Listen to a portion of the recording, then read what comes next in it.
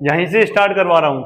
यदि एलसीएम 84 और 126 का एलसीएम कितना है भाई 252 है, तो एचसीएफ ज्ञात करना है किसका 84 और 126 का। ठीक है, तो सबसे पहले यहाँ पर बताओ फर्स्ट संख्या कितनी है 84 है, और सेकंड नंबर क्या है आपका 126, और मुझे बताओ एलसीएम दे रखा है कितना, और क्या निकालना है फॉर्मूला बताओ भाई। एक मिनट प्रियांश से तुम बताओ फॉर्मूला क्या है।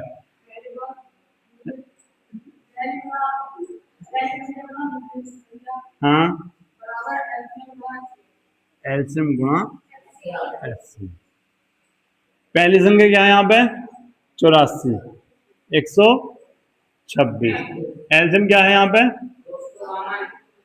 और एचसीएफ में निकालना है। ये पहुंच गया आपका नीचे। बताओ भाई ये क्या हो गया आपका 84 गुणा 126 बटे 252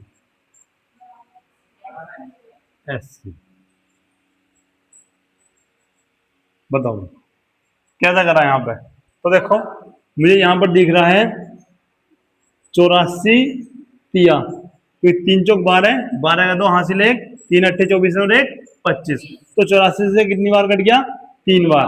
अगर तुम्हें इतना नहीं आता तो तुम छोटा छोटा करके भी काट सकते हो 4 से 3 से। ठीक है, और मैं यहाँ पर ये भी देख रहा हूँ कि भैया 3 चौक 12 और 3 दूनी 6।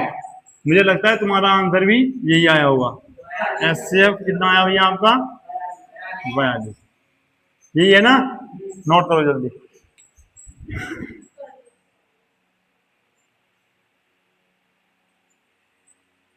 यहां पर देखते हैं क्या है क्वेश्चन। 78 और 130 के एचसीएफ को क्या लिखा भाई ने 78m माइनस 130 रूप में दर्शाया गया है। m का मान ज्ञात कीजिए, साथ ही अभाज्य गुणनखंड विधि द्वारा 78 और 130 का आपको एलसीएम भी ज्ञात करना होगा। बहुत इंपॉर्टेंट क्वेश्चन है। ठीक है, ये क्वेश्चन ऐसे हैं कि भैया बड़े नंबरों में आते हैं। ठीक है, 3 में या 5 में ऐसे क्वेश्चन में। ठीक है, यहाँ पर देखते हैं सबसे पहले क्या दे रखा भैया आपको, देखो 78 और 130। पहले 78 के यहाँ पर फैक्टर करता हूँ, नहीं दिख रहा होगा तो इससे लिखता हूँ।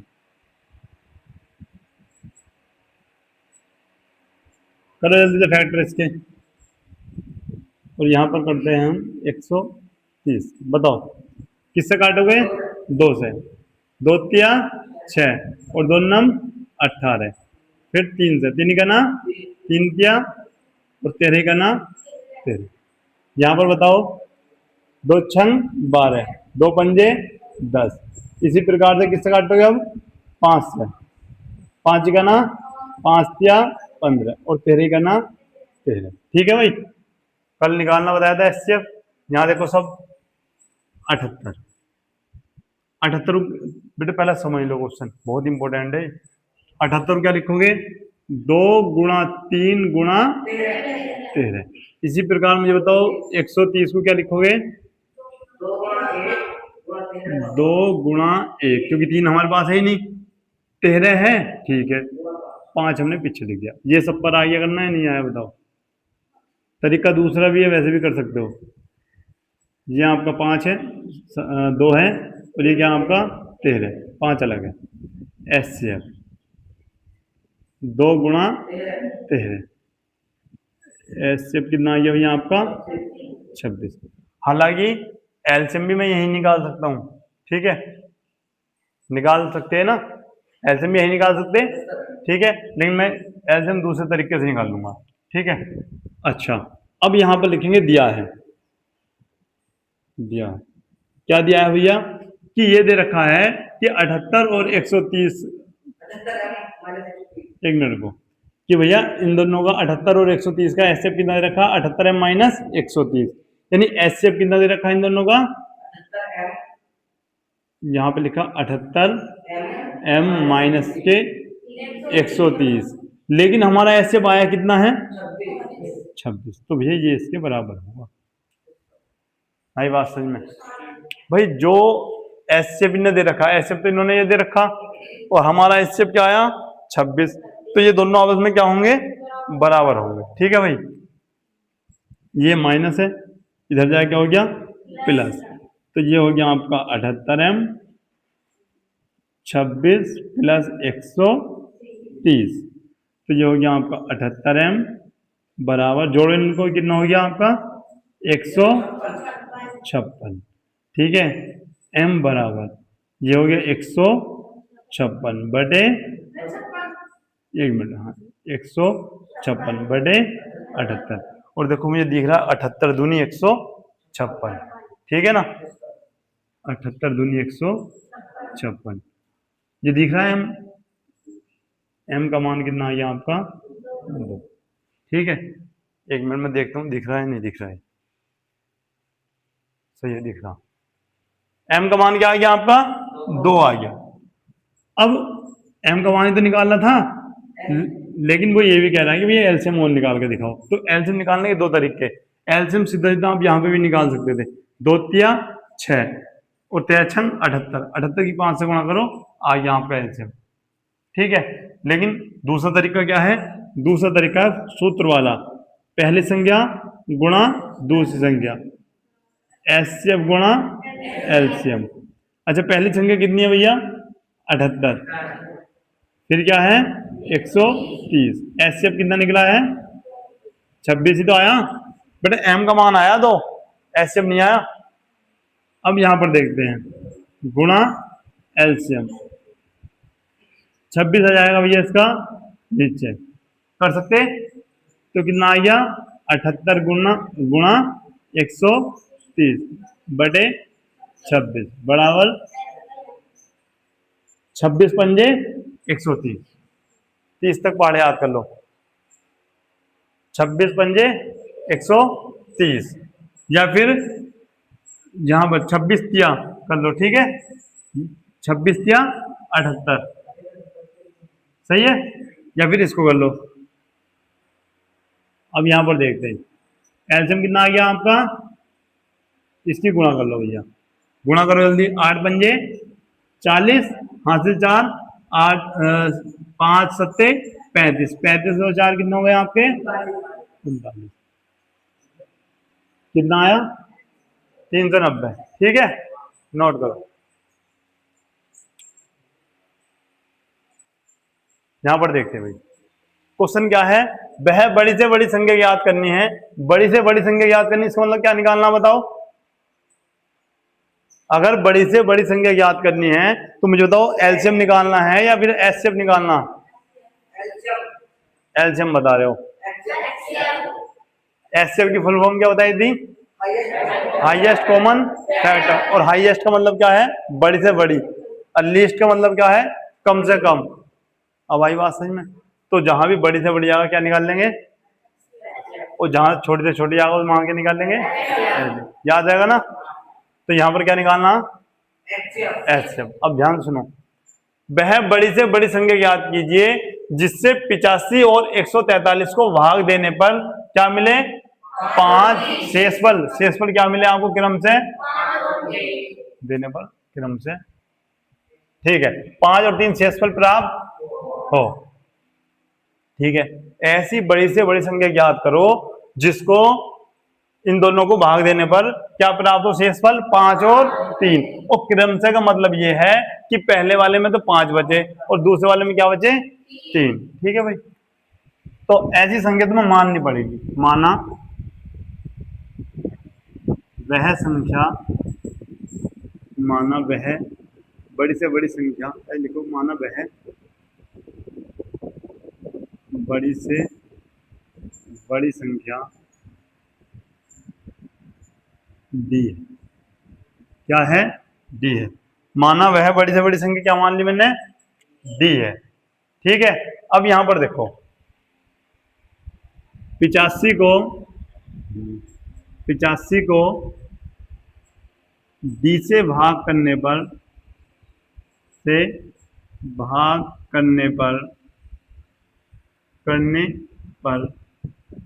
प्राप्त शेषफल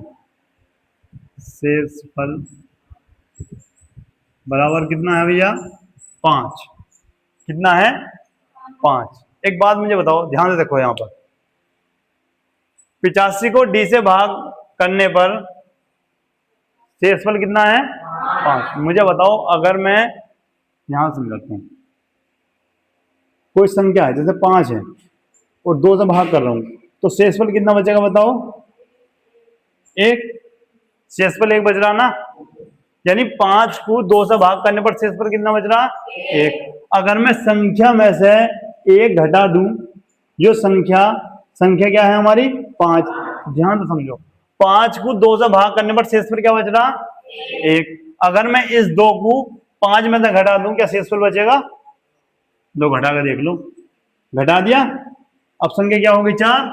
भाई संख्या में से मैंने क्या करा शेषफल जो था उसे घटा दिया, संख्या कितनी होगी 4। अगर मैं अब 2 से भाग करूं तो मुझे बताओ क्या पूरा पूरा जाएगा या नहीं जाएगा। किसकी बात समझ में नहीं, पहले तो ये बताओ मुझे, समझ में आ गई भी। मतलब 5 को अगर मैं 2 से भाग करता हूं तो शेषफल क्या बचता 1। अगर इस शेषफल को मैं 5 में से घटा दूंगा तो जो शेषफल है उसको अगर मैंने 5 में से घटा दिया तो फिर शेषफल बचेगा क्या, फिर तो पूरा पूरा कट जाएगा ना। इसी प्रकार ये कह रहा है 85 को अगर डी से भाग देने पर प्राप्त क्या भाग करने पर प्राप्त संख्या क्या, प्राप्त शेषफल क्या है 5 है। तो मुझे बताओ अगर मैं 5 85 में से घटा दूं तो डी इसे पूरा पूरा काट देगा नहीं काट देगा। यहां से समझ में आ गया तुम्हारी, पक्का है। यहां पर लिखो 85 माइनस 5 अर्थात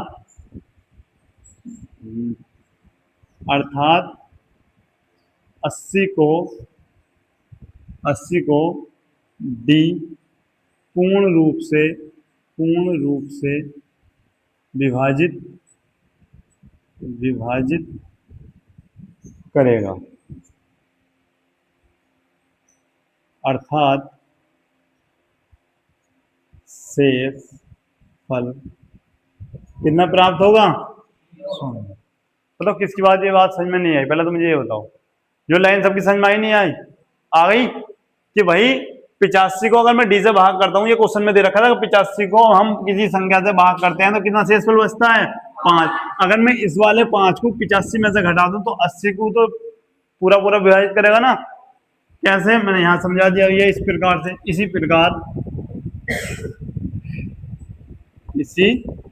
प्रकार क्या लिखोगे 143 को डी से भाग करने पर प्राप्त शेषफल कितना है भाई, कितना है 3। अगर मैं इस 3 को इसमें से घटा दूं, जो शेषफल है अगर मैंने वही घटा दिया, अर्थात कितना बचा 140। 140 को डी पूर्ण रूप से विभाजित करेगा, अर्थात शेष कितना बचेगा भैया, शेष 0 बचेगा। ठीक है, अब मुझे बताओ, अब बड़ी से बड़ी संख्या याद करनी, जहां पर संख्या क्या है हमारे पास, जहां पर क्या है अब इन दोनों का हमें क्या लेना पड़ेगा एचसीएफ। तो यहां पर लिखते हैं एचसीएफ लेना है हमें किसका 80 और 140। जल्दी से मुझे एचसीएफ लिख के बताओ, इतने में इंक डालता हूँ इसमें।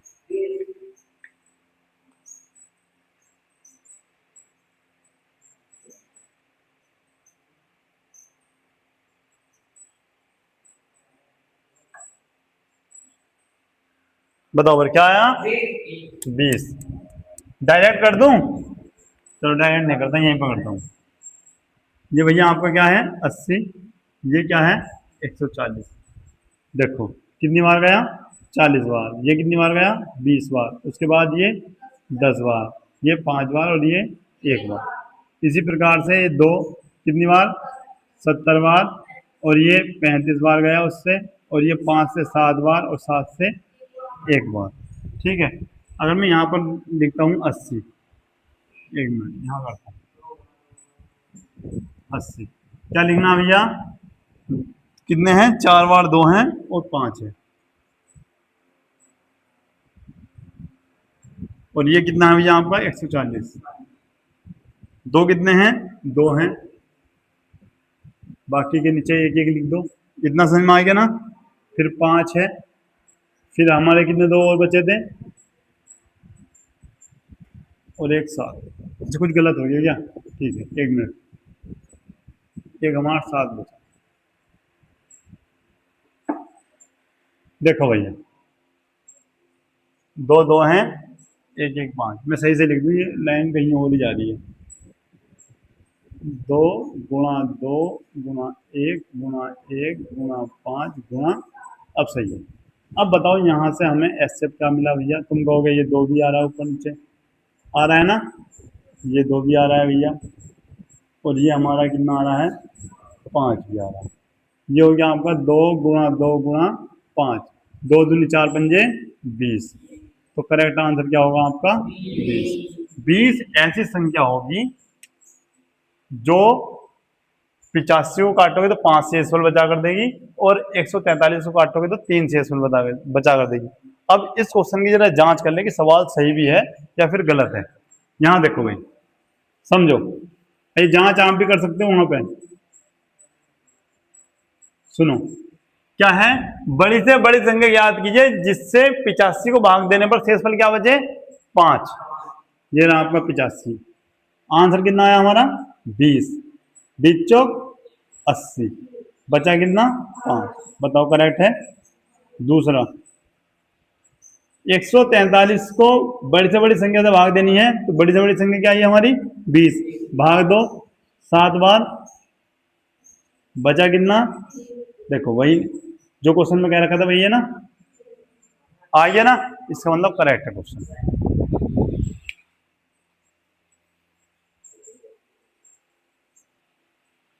यहां पर देखते हैं, क्या 5 गुणा 7 गुणा 11 प्लस 11 एक अभाज्य संख्या है, या फिर कैसी संख्या है आपकी? एक भाज्य संख्या। ठीक है, सब बोर्ड पे देखो, पहले क्वेश्चन पढ़ो क्या है जल्दी से।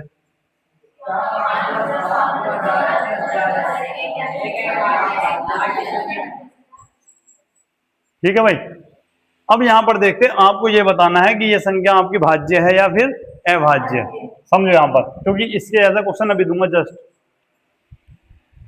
मुझे बताओ, दोनों क्वेश्चन को अगर मैं इस प्रकार से लिखता हूं, एक ही क्वेश्चन है तो, अगर मुझे बताओ, अगर यहां से 2 है, एक तो प्लस से इधर वाले हैं, एक प्लस से इधर वाले, ठीक है, मुझे बताओ यहां से दोनों में कौन सी चीज कॉमन है?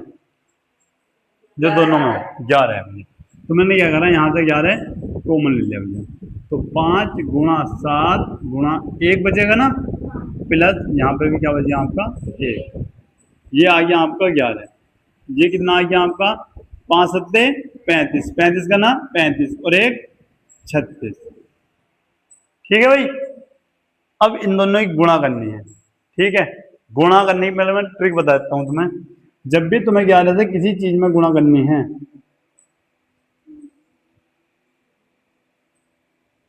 अगर मैं आपको ट्रिक बता दूंगा तो आगे वो करने में थोड़ा आसानी होगी।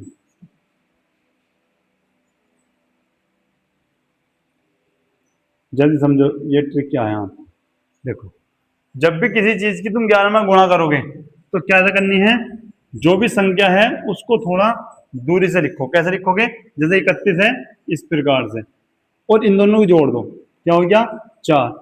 फैलाकर लिखो और इन दोनों को जोड़ दो, फैलाकर लिखो, इन दोनों को जोड़ दो, फैलाकर लिखो, इन दोनों को जोड़ दो, थोड़ा दूरी से लिखो और जोड़ दो। बताओ आंसर क्या आएगा जल्दी से? 396। ठीक है, इतनी सेकंड ही लगानी है बस जोड़ने में। 11 से जब भी गुणा करनी है तो इतना कम समय लगाना। 396। अब ये बताना 396 अभाज्य संख्या है या भाज्य संख्या है? तो तुम कहोगे भाज्य संख्या, हालांकि ऐसा बताना नहीं है, भाज्य में लिखना भी है। क्या लिखोगे बताओ? ठीक है, अच्छा मैंने ये भी बताया था, चूंकि 396 के अभाज्य गुणनखंड 2 से अधिक हैं, और क्या बताया था? जिसके गुणनखंड 2 से अधिक होते हैं वह संख्या कैसी होती? भाज्य, और जिसके केवल अभाज्य गुणनखंड कितने होते हैं? दो। एक तो खुद और एक एक, वो कैसी संख्या होती? अभाज्य। पढ़ा है ना सब कुछ? यहां पर लिखो, चूंकि 396 के 396 के अभाज्य गुणनखंड 2 से अधिक हैं, 2 से अधिक हैं, इसीलिए 396 एक भाज्य संख्या होगी। किसकी बात समझ में नहीं आई पहले तो ये बताओ। सबके आगे भाई नोट करो। सेम क्वेश्चन है ना, जैसा भी करवाया है भाई, सेम है। ये क्वेश्चन आपका 2019 और 2022 बोर्ड एग्जाम में आया हुआ है, ठीक है? नहीं सॉरी, 2020 में आया, 2019 और 2020 में आपको पूछा गया बोर्ड एग्जाम में। अच्छा, कैसे करोगे बताओ?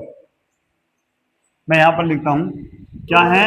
17 गुणा 5 गुणा 11 गुणा 3 गुणा 2 प्लस 2 गुणा 11।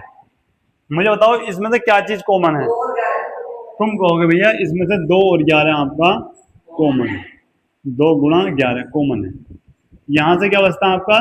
17 गुणा 5 गुणा 3 और कुछ बच रहा, प्लस यहां से क्या बचेगा आपका? 1।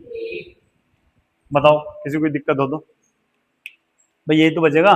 देखो 5 तो बाहर निकल गया, नहीं सॉरी 5 तो अंदर ही है, 17 अंदर है, 11 बाहर निकल गया, ये 2 आपका बाहर निकल गया, यहां से 2 और 11 दोनों बाहर निकल गए, ठीक है? तो यहां से क्या आपका आ गया? 22 लिख दूं, 22। और ये क्या हो गया आपका? बताओ, 17 पंजे 85, 3 पंजे, ऐसा ऐसा करो, 3 पंजे 15, 15 सत्ते 105, हासिल 10 और 15 करना 15 10 25, ठीक है भाई? प्लस में 1, ये हो गया आपका 256। अब 22 की हिस्सा आपको गुणा करनी है, गुणा आपकी ये आ जाएगी इस प्रकार से, और फिर क्या लिखोगे कि इस संख्या के अभाज्य गुणनखंड 2 से अधिक है, ठीक है? इसलिए यह संख्या कैसी है भैया? आपकी भाज्य संख्या, ठीक है? नोट करो इसको। क्वेश्चन क्या है? सिद्ध कीजिए कि 3 गुणा 5 गुणा 7 प्लस 7 एक भाज्य संख्या है। बताओ कौन कौन बच्चा कर सकता है इसको? बेटा तुम नहीं कर सकते? कर लोगे सब? अब तो सब कर लोगे, ठीक है? इस क्वेश्चन को आप घर से कर लाना, ठीक है? नोट करो पहले इसको। यहां पर देखते हैं क्वेश्चन, क्वेश्चन बहुत ज्यादा इंपॉर्टेंट है, ठीक है? मैं बता दूं भैया, 2019 20 22 23 24 पूछा गया है, सुन लो, 19 20 22 23 24 और 27 अब आने वाला है, ठीक है? क्वेश्चन आ गया, इंपॉर्टेंट है। सिद्ध कीजिए कि √3 एक अपरिमेय संख्या है, यह आपको सिद्ध करना। इसका जब भी अपरिमेय सिद्ध करने को कहेगा हम इसका उल्टा मान लेंगे, क्या? परिमेय संख्या। क्या लिखोगे? माना √3 एक परिमेय संख्या है, परिमेय संख्या है। ध्यान से देखना, ये क्वेश्चन आपको ऐसे ही याद करना होगा, ठीक है? क्लास ही चल रही ना? यहां देखो, √3 एक परिमेय संख्या है।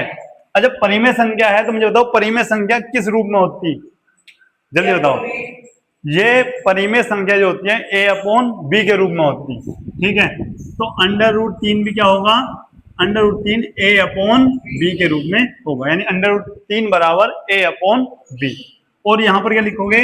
जहां a और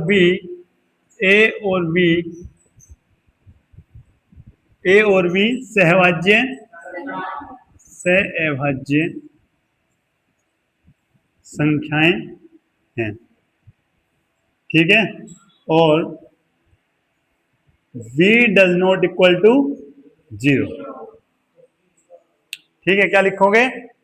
a और v सहभाज्य संख्याएं हैं और v does not equal to 0, ठीक है, याद रहेगा। यहां पर देखते हैं सहभाज्य संख्या किसे कहते हैं, बताओ। जिनका उभयनिष्ठ, ये बहुत जरूरी बात है, सही है। जिनका उभयनिष्ठ गुणनखंड क्या हो, सॉरी जिनका में से क्या हो, एक हो, ये याद रखो, ठीक है। अच्छा, क्या लिखते हैं भैया? दोनों ओर वर्ग करने पर, दोनों और वर्ग करने पर, वर्ग करने पर, जब तुम दोनों ओर वर्ग करोगे तो ये तो अंडर रूट की पावर 3 का वर्ग हो जाएगा, और यहाँ पर ए स्क्वायर और बी स्क्वायर, ठीक है भैया। ये हो गया आपका 3 ए स्क्वायर अपॉन बी स्क्वायर, ठीक है। अब करेंगे क्या, ये बी आ जाएगा आपका इधर, या फिर ऐसे भी लिख सकते हो तुम 3 बी स्क्वायर अपॉन ए स्क्वायर। भाई ये आपके इधर पहुंच गया, ठीक है। अब क्या लिखोगे? ए स्क्वायर 3 से विभाज्य है, ए स्क्वायर 3 से विभाज्य है, या ये भी लिख सकते हो तुम 3 ए स्क्वायर को विभाजित करता है। बताओ कौन सी लाइन लिखूं, जो सी तुम्हें अच्छी लग रही हो। ए स्क्वायर 3 से विभाज्य है या फिर 3 ए स्क्वायर को विभाजित करता है, बताओ। ठीक है, दूसरा लिखता हूं, क्या लिखना है? 3 ए स्क्वायर को विभाजित करता है, इसीलिए 3 ए को भी विभाजित करेगा। जब ए स्क्वायर को विभाजित कर रहा है तो भाई ये किसको करेगा? ए को भी क्या करेगा? विभाजित करेगा। अब लिखते हैं यहां भैया क्या, माना ए बराबर क्या लेना है, सॉरी ए बराबर 3c, ए बराबर 3c लेना, ठीक है। अब लिखते क्या हो, ए का मान रखने पर, जहां ऐसे लिख लो, जहां सी एक क्या है भैया आपका पूर्णांक, सी एक क्या है पूर्णांक, किसे कहते हैं? पूरा अंक है, दशमलव में नहीं है। अच्छा, ए का मान इसको समीकरण नंबर 1 मान लो। ए का मान समीकरण नंबर 1 में रखने पर, जब 1 में रखोगे तो 3 बी स्क्वायर बराबर 3 सी स्क्वायर यहाँ पे हो जाएगा या नहीं हो जाएगा बताओ भाई? ये तो 3 बी स्क्वायर है बराबर ए क्या है आपका 3c, तो 3c क्या हो गया आपका स्क्वायर हो गया। क्वेश्चन में मानता हूँ तुम्हारी समझ में नहीं आ रहा होगा, एक बार में समझ में आने का नहीं है, लेकिन बोर्ड एग्जाम में आगा ये पक्का है, सही है। क्वेश्चन कल फिर से बता दूंगा, लेकिन भैया आपको मेहनत करनी होगी, क्वेश्चन ये बोर्ड एग्जाम में आएगा। बताओ 3 बी स्क्वायर, ये क्या हो गया 3 का वर्ग 9, और ये क्या हो गया आपका सी स्क्वायर, 3 फिर से नीचे पहुंच जाएगा, बी स्क्वायर बराबर 9 सी स्क्वायर बटे 3 क्या 9, ये हो जाएगा बी स्क्वायर बराबर 3 सी स्क्वायर, 3 सी स्क्वायर आपका इधर आ जाएगा बराबर बी स्क्वायर। फिर से एक लाइन लिखेंगे कि 3 बी स्क्वायर को विभाजित करता है, चूंकि 3 बी स्क्वायर को विभाजित करता है, इसीलिए 3 बी को भी विभाजित विभाजित करेगा। ठीक है भाई। अच्छा, अब यहां पे लिख देंगे अतः, सुनो, या लिखो अब, लिखो अब,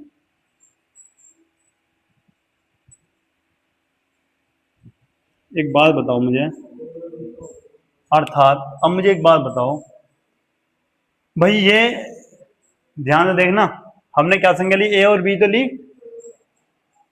ए स्क्वायर को 3 से काट, ए स्क्वायर को 3 काट रहा है और यहां पर ए को भी 3 काट रहा है।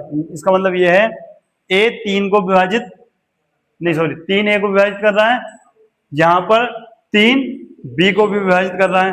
अर्थात मैं यहां पर लिख रहा हूं, चूंकि अर्थात 3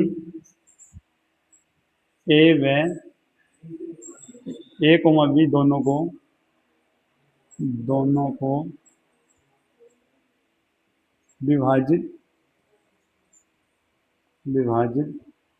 विभाजित करता है,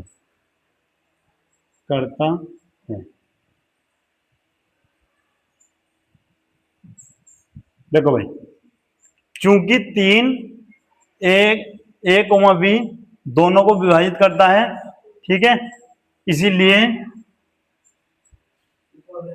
3 ए व बी दोनों का क्या होगा भैया, उभयनिष्ठ गुणनखंड होगा। सही है।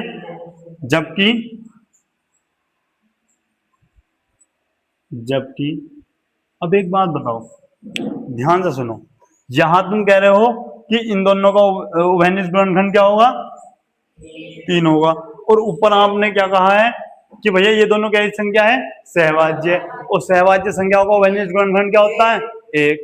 गलत ना हो गया भाई, यहां तुम कह रहे हो कि उभयनिष्ठ गुणनखंड कितना है, 3 है, ऊपर तुम क्या कह रहे हो कि ये कैसी संख्या है, सहवाज्य, तो गलत नहीं हो गया।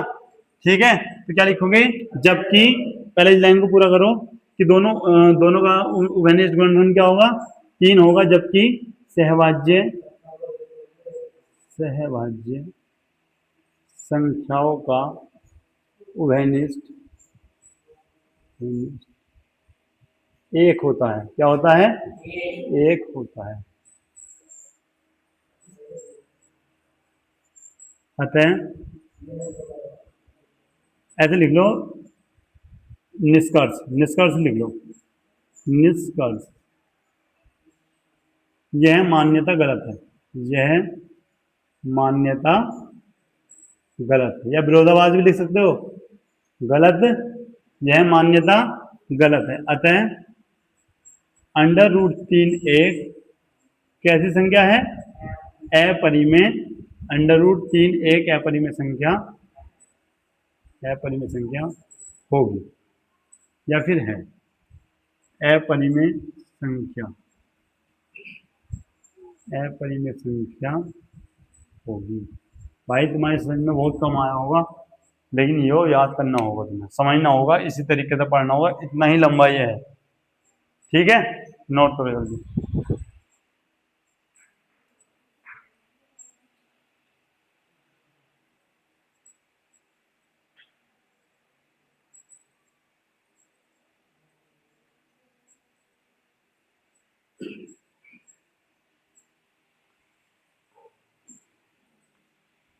देखो भाई, समझो एक बार, जिसकी समझ में नहीं आया वो समझ लो, नोट बाद में कर लेना, मैं बाहर बैठा कर पढ़ा दूंगा, आप नोट करते रहना। ठीक है, सिद्ध कीजिए कि √3 एक क्या संख्या है, अपरिमेय संख्या है।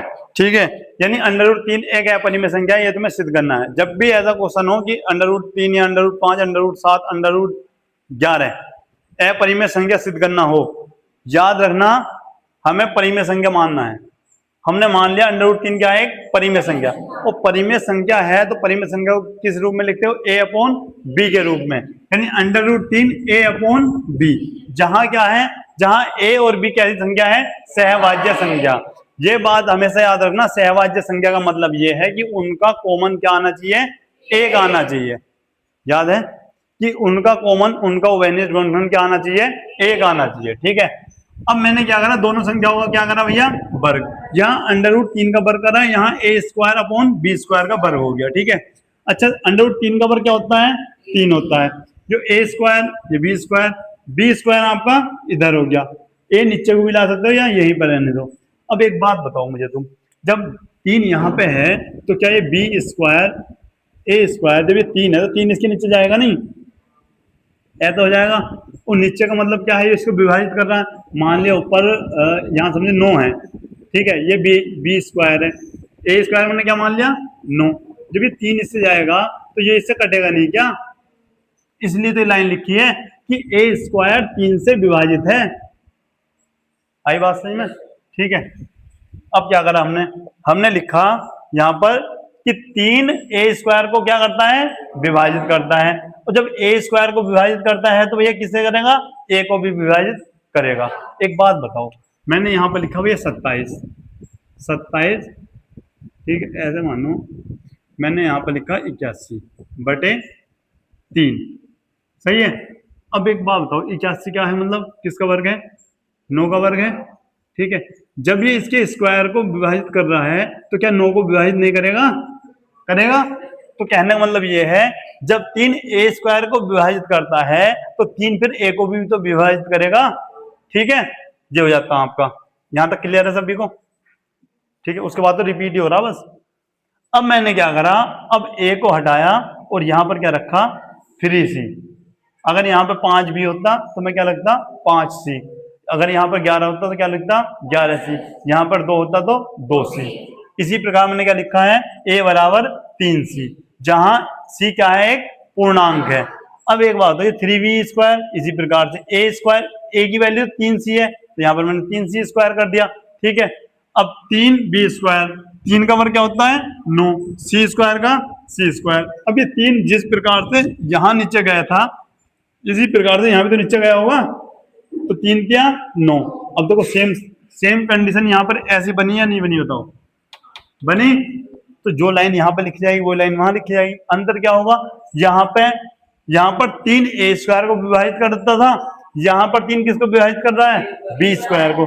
तो 3 बी स्क्वायर को विभाजित करता है तो 3 बी को भी विभाजित करेगा।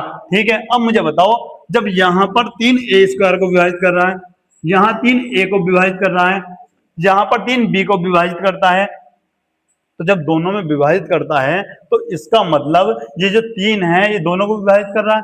जब दोनों को विभाजित कर रहा है तो इसका मतलब क्या हुआ कि उनको उभयनिष्ठ गुणनखंड क्या होगा, 3 होगा। नहीं बात समझ में? एक बात बताओ, 3 9 को भी काटता है, 3 27 को भी काटता है, तो क्या इनका कॉमन 3 नहीं आ सकता? बताओ, एक बात मुझे ये बताओ, 3 3 को भी काटता है, 3 9 को भी काटता है, तो क्या इनका कॉमन 3 नहीं आएगा? 3 का ना 3, 3 क्या 9, तो ये कॉमन 3 निकल के नहीं आया। तो जब एक ही संख्या दोनों को काटेगी तो उसमें से कॉमन भी तो वही होगा। ठीक है, तो इसका मतलब इन दोनों का उभयनिष्ठ गुणनखंड क्या होगा, 3 होगा। और तुम ये ऊपर ये कह के आए हो कि भैया ये सहवाज्य संख्या है, इनका उभयनिष्ठ क्या होगा, 1 होगा। तो ऊपर आपने ये कहा कि इनका उभयनिष्ठ 1 होगा, नीचे कह रहे हो इनका उभयनिष्ठ क्या होगा, 3 होगा। तो यहाँ पर आपने गलत निकल दिया, ये मान्यता गलत नहीं हो गई, यहाँ विरोधाभास नहीं हो गया। तो यहाँ पर लिखोगे यह मान्यता क्या है, गलत है। अर्थात हमने जो इसको परिमेय संख्या मानना है, ये हमने क्या मान लिया, गलत मान लिया। सही क्या है, सही ये है कि ये क्या है, एक अपरिमेय संख्या है। आई बात समझ में? नहीं आई? कर सकते हैं ना? ठीक है, तो मिलते हैं नेक्स्ट क्लास में, तब तक के लिए जय हिंद।